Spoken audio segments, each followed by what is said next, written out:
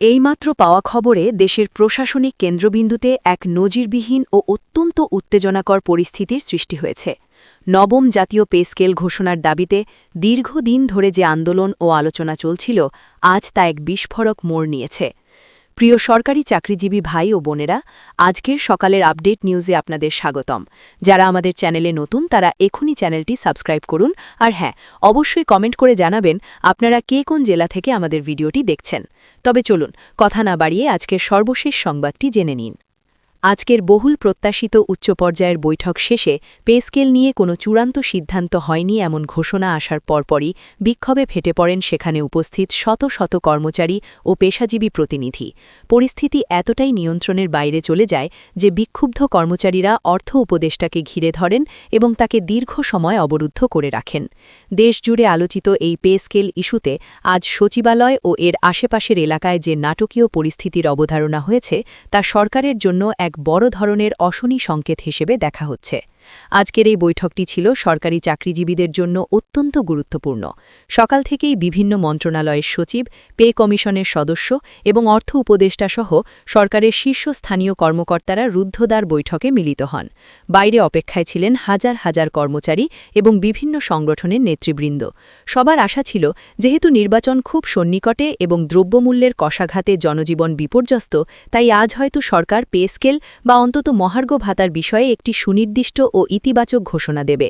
বৈঠকে দেশের বর্তমান বাজার পরিস্থিতি, মুদ্রাস্ফীতির হার, রাজস্ব আয়ের সক্ষমতা এবং কর্মচারীদের জীবনযাত্রার ব্যয়ের খুঁটিনাটি নিয়ে দীর্ঘ সময় ধরে আলোচনা হয়।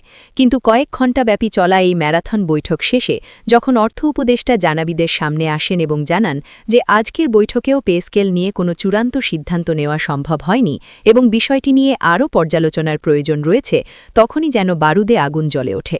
অর্থ উপদেষ্টার বক্তব্য ছিল অত্যন্ত সংক্ষিপ্ত ও কৌশলী। তিনি গণমাধ্যমকে বলেন, পে স্কেল বাস্তবায়ন একটি বিশাল ও জাতীয় গুরুত্বপূর্ণ বিষয়।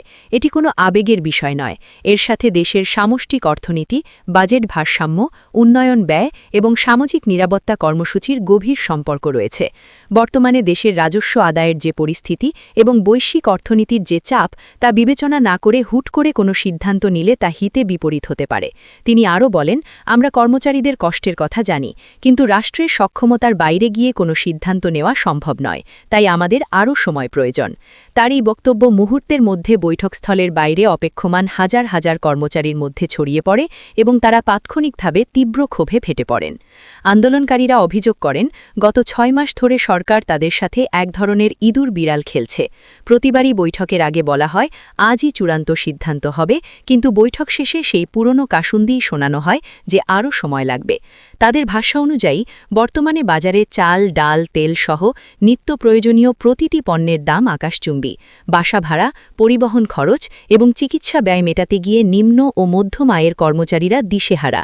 ২০১৫ সালের বেতন কাঠামো দিয়ে ২০২৬ সালের এই অগ্নিমূল্যের বাজারে টিকে থাকা কোনোভাবেই সম্ভব নয়, অথচ সরকারের পক্ষ থেকে কোনো সুস্পষ্ট রোডম্যাপ বা সদিচ্ছা দেখা যাচ্ছে না। কর্মচারীদের মতে সরকারের এই কালক্ষেপণ কৌশল তাদের পিঠ দেয়ালে ঠেকিয়ে দিয়েছে। পরিস্থিতি তখন চরম আকার ধারণ করে যখন অর্থ উপদেষ্টা বৈঠক শেষ করে বের হওয়ার চেষ্টা করেন। বিক্ষুব্ধ কর্মচারীরা বিভিন্ন স্লোগান দিতে দিতে তার গাড়ি ঘিরে ফেলে এবং তাকে অবরুদ্ধ করে রাখে। তারা স্লোগান দিতে থাকে যে আশ্বাস আর নয়, এবার চাই সিদ্ধান্ত। পে স্কেল না নিয়ে তারা রাজপথ ছাড়বে না বলেও হুঙ্কার দেয়। পরিস্থিতি নিয়ন্ত্রণে আনতে এবং অর্থ উপদেষ্টাকে নিরাপদে বের করতে সেখানে অতিরিক্ত পুলিশ ও আইনশৃঙ্খলা রক্ষাকারী বাহিনী মোতায়েন করা হয়। সচিবালয়ের নিরাপত্তা কর্মীরা এবং পুলিশের ঊর্ধ্বতন কর্মকর্তারা আন্দোলনকারী নেতাদের সাথে কথা বলে পরিস্থিতি শান্ত করার চেষ্টা করেন। দীর্ঘক্ষণ অবরুদ্ধ থাকার পর কড়া নিরাপত্তা বেষ্টনীর মাধ্যমে অর্থ উপদেষ্টাকে সেখান থেকে সরিয়ে নেওয়া হয়। এই ঘটনা প্রমাণ করে যে মাঠ পর্যায়ের কর্মচারীদের ধৈর্যের বাঁধ ভেঙে গেছে। সরকারের একটি দায়িত্বশীল মহল নাম প্রকাশ না করার শর্তে জানিয়েছে, সরকার পে স্কেল নিয়ে পিছু হটছে না, তবে তারা অত্যন্ত সতর্কতার সাথে এগোচ্ছে। অর্থ মন্ত্রণালয়ের সংশ্লিষ্ট সূত্র বলছে, প্রস্তাবিত পে স্কেল যদি এখনই বাস্তবায়ন করা হয় তাহলে বার্ষিক বাজেটে প্রায় ৮০,০০০ কোটি টাকার অতিরিক্ত চাপ পড়বে। নির্বাচনের আগে বা অন্তর্বর্তীকালীন সরকারের শেষ সময়ে এসে এত বড় অর্থনৈতিক ঝুঁকি নেওয়া কতটা যৌক্তিক হবে তা নীতি নির্ধারকদের মধ্যে দ্বিধাদ্বন্দ্ব রয়েছে। সরকার চাইছে নতুন রাজস্ব উৎস নিশ্চিত করে এবং ব্যয় সংকোচনের মাধ্যমে অর্থের সংস্থান করতে। এ কারণেই তারা বারবার পর্যালোচনার কথা বলছে।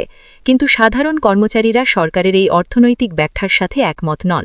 তাদের যুক্তি হল, যেখানে দেশে যখন মেগা প্রজেক্টের নামে হাজার হাজার কোটি টাকা ব্যয় করা সম্ভব হচ্ছে, তখন রাষ্ট্রের চালিকা শক্তি কর্মচারীদের বেতন বৃদ্ধির প্রশ্নে কেন এত অজুহাত দেখানো হবে? আজকের এই অনাকাঙ্ক্ষিত ঘটনার পর আন্দোলন আরও তীব্র হওয়ার আশঙ্কা দেখা দিয়েছে। নবম পে স্কেল দ্রুত বাস্তবায়নের দাবিতে বাংলাদেশ সরকারি কর্মচারী দাবি আদায় ঐক্য পরিষদ ইতিমধ্যেই কঠোর কর্মসূচির ঘোষণা দিয়েছে। সংগঠনটির পক্ষ থেকে জানানো হয়েছে, সরকারের এই টালবাহানার প্রতিবাদে চলতি জানুয়ারি মাস থেকেই তারা লাগাতার আন্দোলনে যাবে।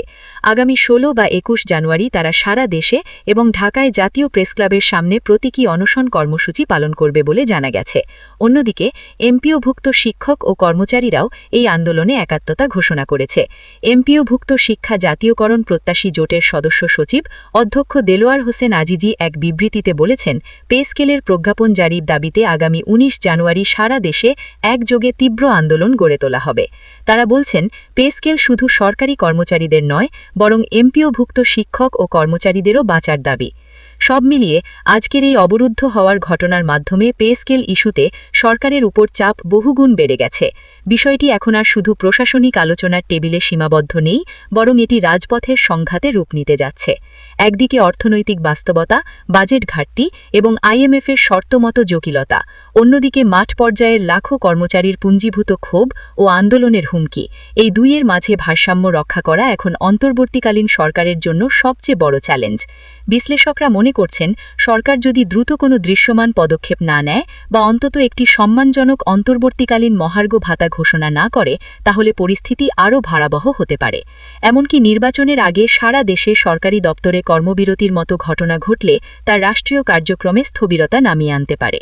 সাধারণ সরকারি চাকরিজীবীরা আশা করেছিলেন যে অন্তর্বর্তী সরকার তাদের দুঃখ দুর্দশা লাঘবে একটি সাহসী পদক্ষেপ নেবে। কিন্তু আজকের বৈঠক শেষে সিদ্ধান্তহীনতার যে চিত্র ফুটে উঠেছে তা তাদের জন্য এক অশনি সংকেত।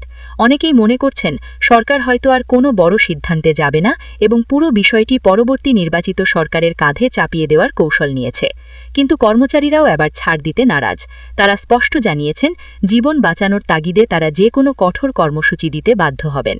এখন দেখার বিষয়, সরকার এই উদ্ভূত পরিস্থিতি কিভাবে সামাল দেয় এবং আগামী কয়েকদিনের মধ্যে পে স্কেল বা মহার্ঘ ভাতা নিয়ে নতুন কোনো ঘোষণা আসে কিনা।